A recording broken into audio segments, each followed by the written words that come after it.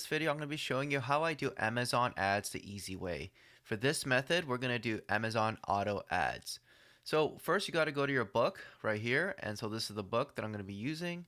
And then you got to go to these three dots on the right side right here. And then after that, you're going to go to promote and advertise. Once you are here, you're going to go to run an ad campaign and you're going to choose a marketplace. Since I'm in the United States, I'm going to do Amazon.com. Create an ad campaign. Once you're on this page where it says choose your campaign type, you're going to go to sponsored products and you're going to click continue. So we're at create campaign and we're going to go to settings, and for the campaign name you can do any name you want. You can just change the campaign right here and just put in the title of the book, but for this demonstration I'm just going to put in the title.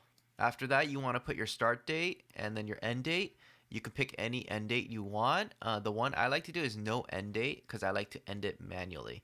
I like to keep the ad campaign going. Next, you're going to go to daily budget. I'm going to do 5. We're going to do targeting. We're going to do automatic targeting.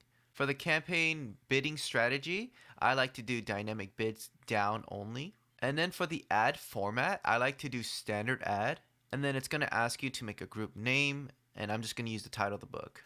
Okay, so here we're on products. We're going to go and search our product. But if you did what I just did in the beginning of the video, when you clicked on your book, it already show your book right now on the right side. But for whatever reason, if it doesn't show, then feel free to search for your book and then it should pop up. Next, we're going to go to automatic targeting. And for this one, I'm going to do default bid and then I'm going to do 0.20 for my demonstration. You can also do 0.10 or 0.30. It really depends on you on what you would like to do. But for this demonstration, I like to do 0.20. Next, we're going to go to negative keyword targeting. I like to leave this blank. Usually I don't do this, but you are more than welcome to put some negative keywords in here.